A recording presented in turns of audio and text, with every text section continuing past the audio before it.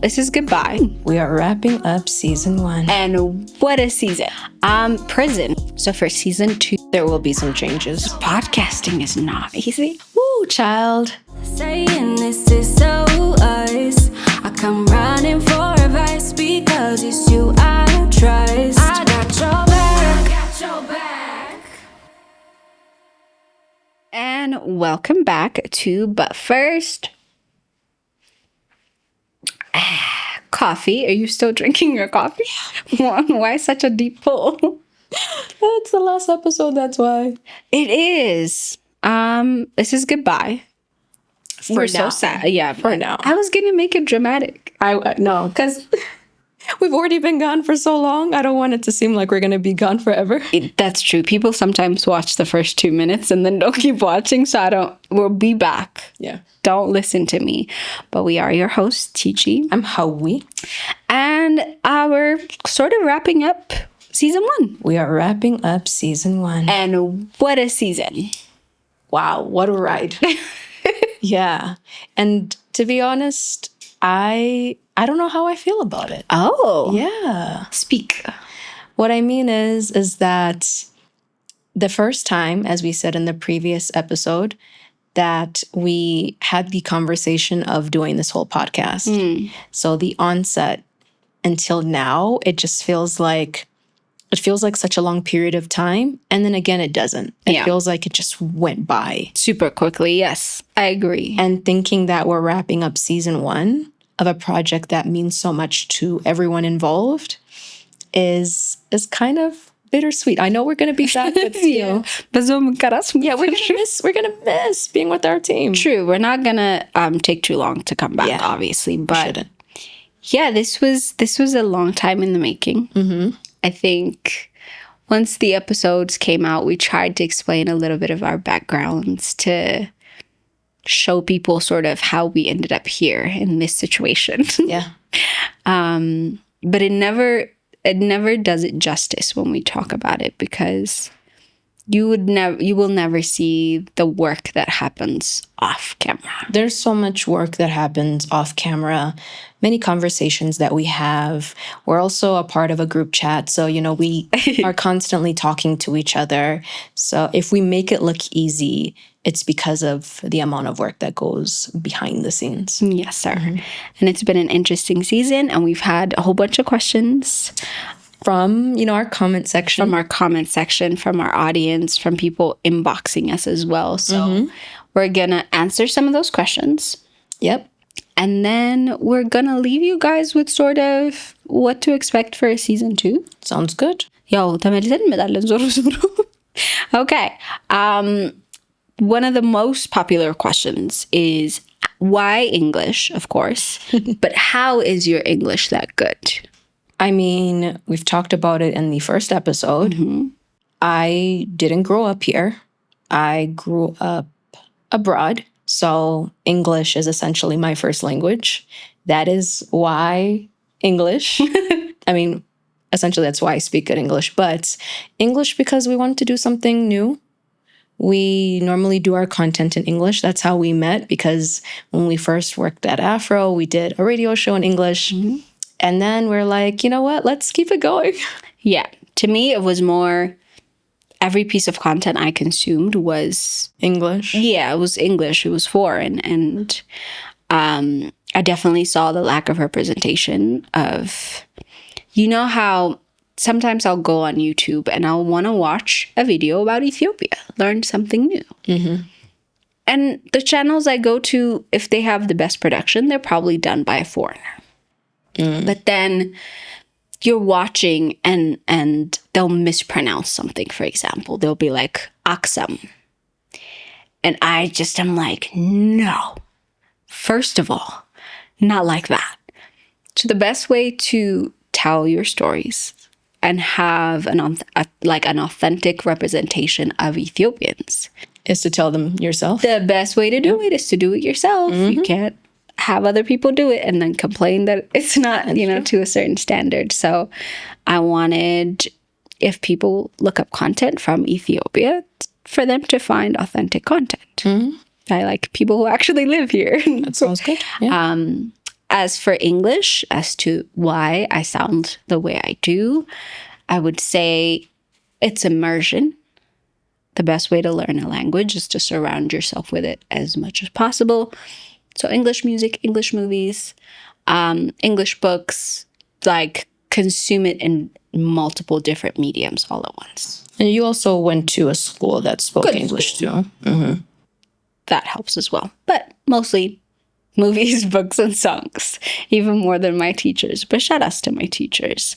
The second question we get a lot of is, if you hadn't created Awaze, what would you be doing? If I hadn't created Awaze, I mean, I think I would be in journalism in some way or form, in media in some way or form. I don't know if I would have been here. I probably would have been doing media someplace else. At least that's what I think. What about you? I see you as like a news anchor on TV. I don't know. News anchor on TV? Maybe. I actually never wanted to be in front of the camera. Okay. I like directing. I like being behind the camera. So being like in front of the camera for first coffee is entirely new for me. It's intense. I only like being in front of the camera when it's a selfie. It's very cute, very demure. So you're right. This was a big leap for us. What would you have done? Ooh, I think I had to be in a creative field. I don't think I would have been. I mean, I'd do it for the money, but a part of me would always want a creative outlet to just for my mind.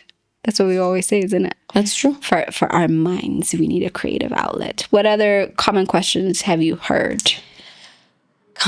See, the thing is, we get so many different kinds of questions, and so even people ask about like. Even there's some weird comments that we've been getting to that, you know what I mean? We barely. It's okay. But for the most part, people have been really sweet. People have been really kind. People request different guests for us to have. They do. And How do you feel about that? I think it's cool. You know what I mean? Just to see what people are into, to see what, our audience is, wanting us to, be like just to interview. I understand that, but I feel like we want to interview so many different types of creatives like ourselves. So there's not like one person that we would go towards. We take everything into consideration, but at the end of the day, we decide. Yes, and we apologize if maybe people ask for somebody trending at the moment. And we don't have them. Yes. Yeah, that happens. That not only does that happen, I think when we do have guests, we want it to be an episode that you could watch at any point in time, like for the upcoming years, and it would still be relevant. The problem is trending episodes are good, but they will be dated. You'll know that, okay, this is at that particular time, whereas we just want whatever we talk about to be something that at any point in time can resonate with anyone. You could look back at it and be like, interesting. Right, yeah. What was your favorite episode this season? My favorite episode, I don't know. Probably the first one. The Meet the Hosts? Yeah, because it was the very first episode. People were getting to know us. We had a little bit of like jitters because it's essentially our first episode. We're like, oh my gosh, we're doing it. And so maybe for me, my first episode for us. I see. What about you? I suppose I will still say the 16 Days of Activism episode was super important to me because, again, when we created Awaze and again when we created But First Coffee, it's always been, of course, we want to use our platform for a little bit of activism. It's true. We're not gonna bother you with it the whole season, but we're also not going to skip past difficult conversations and shy away from them because maybe people don't like to, have serious conversations. So we showed a whole bunch of different sides of us, but that is super important to us. For sure. For sure. What's one thing that you learned in this season of ours? Podcasting is not easy. Mm-hmm. I think live radio, we did it for so long that it was just like we could do it on autopilot. I can do that in my sleep. If you just threw me in front of a microphone and said, go, I'd have a whole show. I'd have a whole show just automatically. But again, when you attach your face and you have to create visuals too. This is the first time for me where I've had to think of how something looks visually as well. Mm-hmm. I've only ever had to think of audio and what people hear. Yeah. So I would say it's difficult if you are the type of podcast that makes an effort to like have certain standards. Yeah. What about you? One thing I learned, and I guess you can apply it to anything in life, is you learn along the way. Even if you feel like you know something or you're seasoned at something, there's still something you don't know. There's still a curveball that can take place. And to be honest, it's a learning curve for anybody. Media is something that's constantly growing, it's changing. So I feel like you just have to be prepared to pivot at any point. And how you pivot, I think, determines how well you do. Yeah. So, yeah. Absolutely. I got this weird question in my inbox the other day. Somebody asked if we would ever consider streaming. Do you think that you would be good at streaming? I don't know. I don't watch enough streamers to maybe have a like. I watch. I told you I watch AMP, so I enjoy because it's something that they stream for long periods of time, and I will like clean or like cook or do something, and it'll be in the background. So I find that interesting. Streaming is an art. You have to be able to hold people's attention span for long periods of time. Yeah, to me, I feel like that requires a lot of circus level buffoonery. That's the best way I can put it. Not necessarily. Not necessarily. It depends on the kind of streamer you are. I've even seen celebrities who get nervous when they get on streaming because thousands and hundreds of thousands of people are watching you. So you're like, what do I do? Even though they're used to performing, this is different because you're yourself. And you're like, is this going to be enough to entertain you guys? So I don't know. I think I'd try it. I think it was Beffy who came up with the idea of us doing a live podcast. And that was something I thought about. I was like, I think we could do a live podcast. Yes. And I mean, I want live as in a live audience. That's what I mean, a live podcast. Yeah. So I think we would be able, one thing that people don't know, literally, there's not a lot of like cutting here. Like retakes, Benamin. We literally talk all the way through. We stop just to take like a little break and then we continue going. So I feel like we could do this in front of an audience. Yes. In front of a live audience, I could do. I don't know what it is about live streaming. I don't know. Maybe it's keeping track of all the comments. There's something about it that I'm like. You do have to like engage with people. That is true. Which we're used to. We used to do that with like the phone, like, text with the text line. Mm-hmm. I see. Yeah, so we can do interesting. Something that was surprising for us during season 1, and how we kept saying it. She was like, I'm surprised at how many male listeners we have. You kept saying that throughout the season. Yeah, because yes, we're 2 female hosts, and we do talk about some female or women-centered topics. So to see that we had a lot of male engagement, I was pleasantly surprised. I was really happy. I'm like, I'm glad that different people are attracted to our topics or to the things that, we discuss. So I was happy. Yeah, that was interesting. Yeah. What is the craziest place you found or heard of someone being like, oh, I know the show? You know what's crazy is the fact that, so this is the thing. I get people who I work with be like, I watch, the podcast. And I'm like, you do? Oh, dear Lord. I didn't know you do. So I don't think it's necessarily the place. It's the people who come up to me that I'm like, I did not know you watch. Okay. So it doesn't matter age or gender.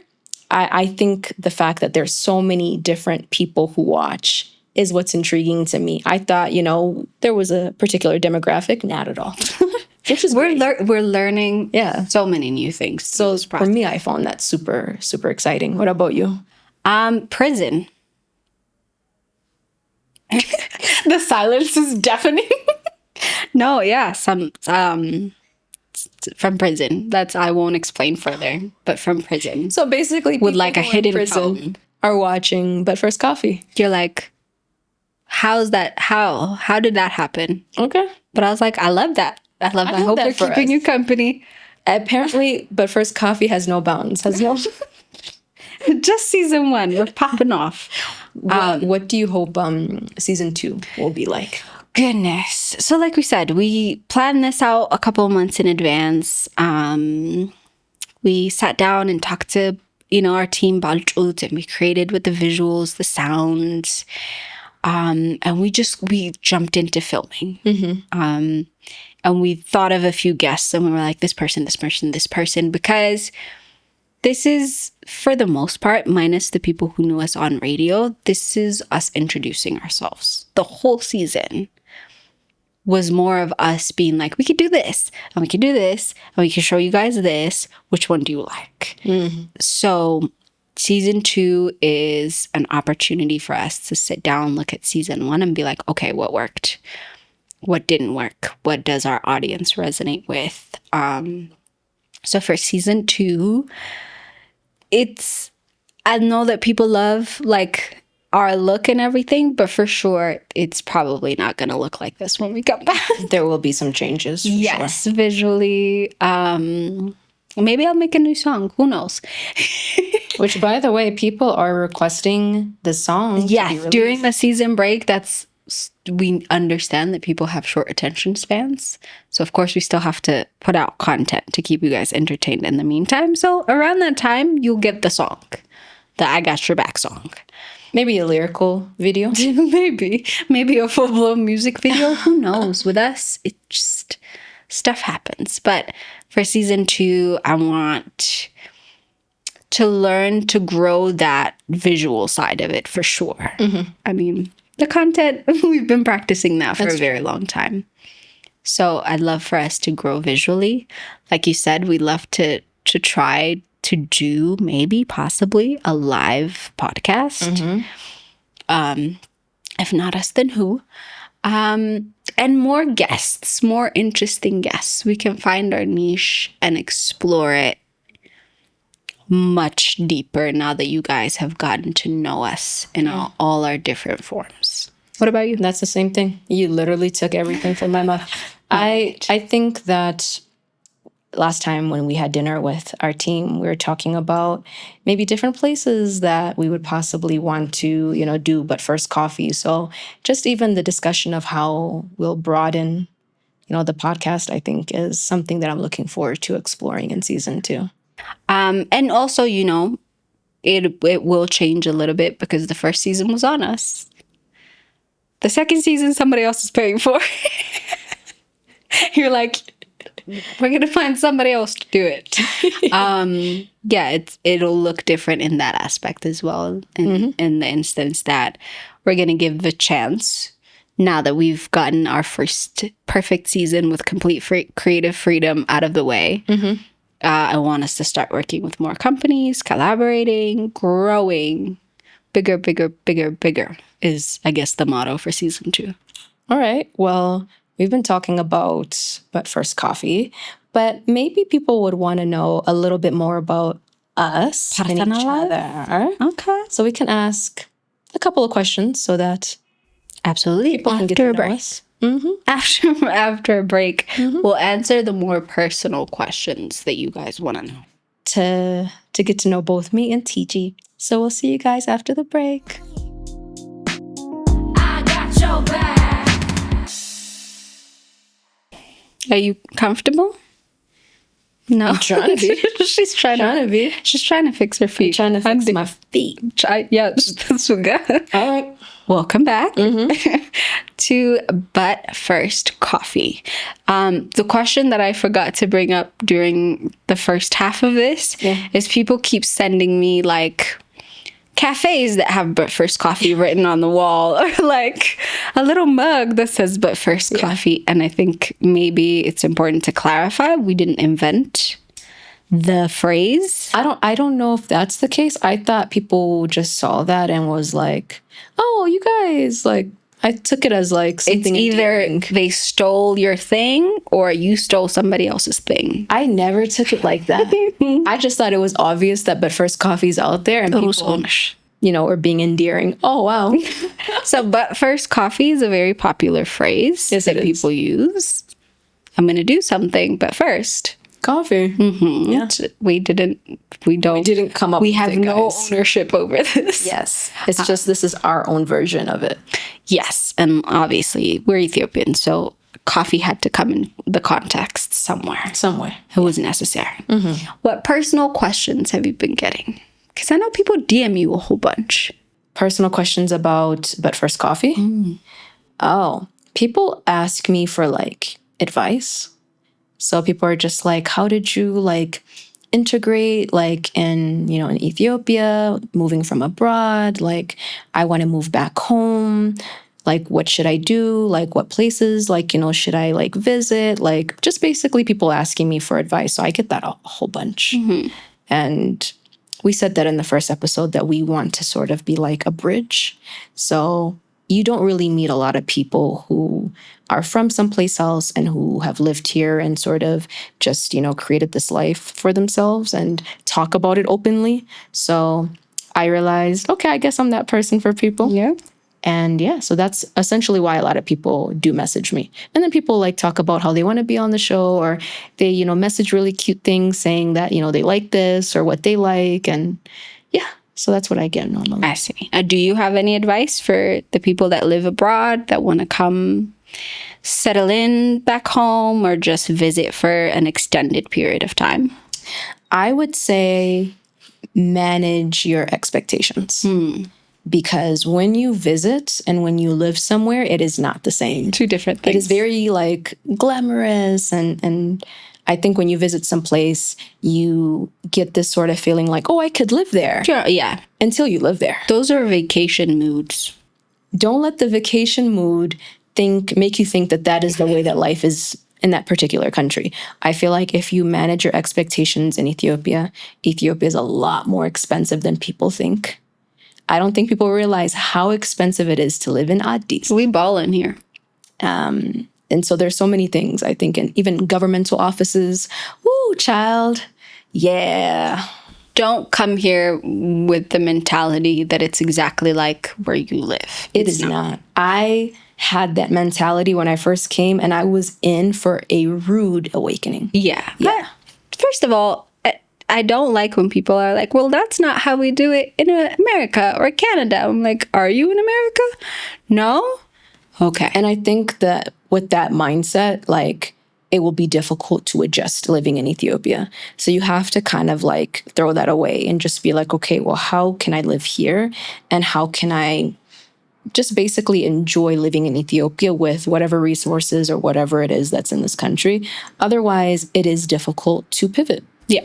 So manage your expectations. Manage your expectations. The best advice that I would give. This is where I am. This is how things are done here. This is how I need to learn to do things. 100%. What about you? What kind of messages are you getting in your DMs? Or I get a lot of, how do I become a voiceover artist? How do I start my radio career? Just how do I break into the industry? And I have my second Zoom meeting this week to just sit down with people and like go over like what to expect, how to get into the industry, what to prepare. And so that's not an invitation for everybody to come ask, but I'm trying my best to sort of guide the people that like reach out to me and want to understand how to work on radio or how to be in media, because you studied journalism, you're in the right place. I kind of strolled in and was like, I'm gonna. Yeah. So for anybody that's or not already in the industry, I think I've spent a lot of my time over the last couple of months, weeks, explaining to people how the industry works. Before we wrap it up, anything you want to leave people with? Oh, we barely asked each other questions. Oh, you want more? Oh, no. I mean, that people barely got to know us. We talked a lot about, like, but first coffee. But we did. We wanted to wrap up the season with people getting to know us a little bit more. Yes. I mean, I think that's only fair. It's only fair. But yeah, anything you want to leave people with? Because I know patience is not... Attention spans are short, and if we're gone for 1 week or gone for 2 weeks before we come back for season 2, people tend to get frustrated with us. People are even asking us, one thing I even get a lot of DMs about is people asking, please can you post more, like bi-weekly, like how often, like I don't want to miss you guys. Can you send links on when you guys go live, like when we premiere episodes?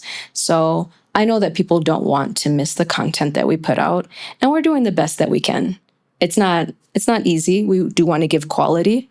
So that matters to us a lot and to our team. So we'll be back. Yeah, don't forget about us. It's only going to be a couple weeks. Relax. Jeez. And hopefully we'll be back soon.